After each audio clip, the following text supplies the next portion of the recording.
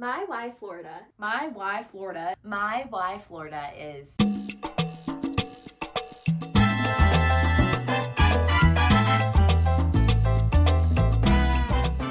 The Florida spring break trip literally changed the trajectory of my college career. And my life has literally been transformed by CSF Florida spring break trips. And I wouldn't be the person I am today without Florida spring break.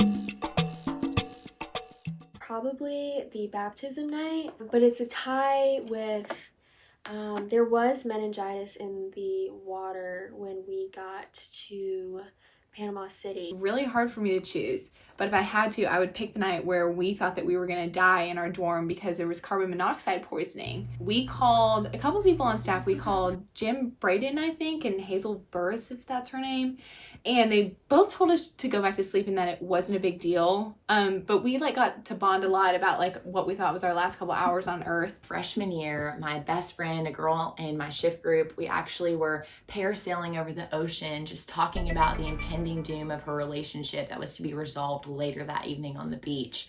Also, our bus driver had a cease and desist off our property. We actually had to ride home with a security guard.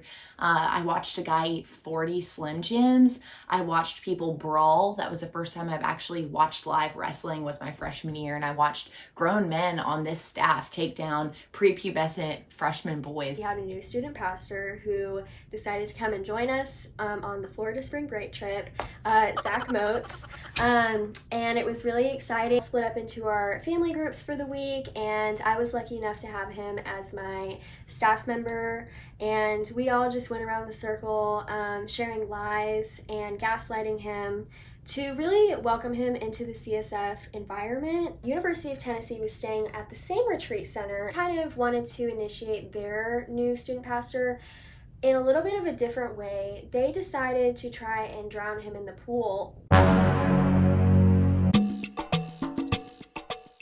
I'm just going to preface by saying that Connor Hutch is a kleptomaniac.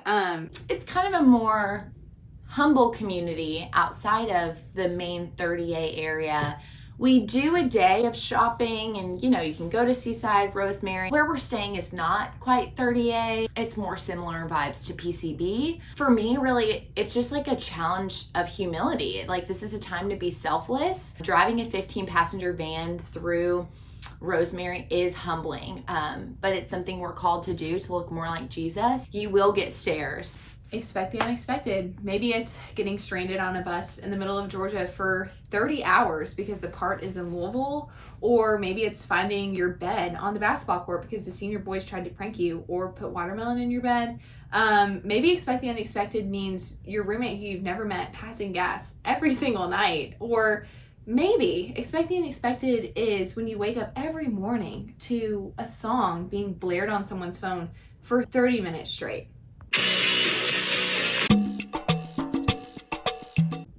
One of the most special things that comes out of these trips is newfound relationships, friendships and staff relationships, mentorships that come out of spring break trips. A lot of success stories of people who have gotten engaged or married that went on spring break together. But what is most noteworthy is that a lot of relationships actually come crashing down on these trips and don't make it out. The first time I ever had a DTR with a guy was actually my freshman year Florida spring break trip at CSF. He came to the blanket I was sitting on at the beach and said, "Can we go have a talk?" And I said, "Well, sure." And so we walked on the beach, and what you would think would be really romantic was actually crashing down of hopes and dreams of a relationship. A lot of people say that they want to go on a cute spring break trip with their friends to take pictures and, have a cute time on the beach. And we totally get that. And if anything, I'm supportive of that. I think you'll come out with really memorable content from this trip. Photos with friends, memes with other people, even jokes and memes about people you're not even really close to. Where we get a chance to go out into the community and get to meet some of the people, some of the locals. This past spring break, we went to a local church in Panama City. We met a really, really special individual, Ellison Jackson, I believe. And he truly is just, my life will never be the same. I'm hoping that soon, very soon, we will be able to go back to Florida to see him, though I have heard that he has been recently reincarcerated. So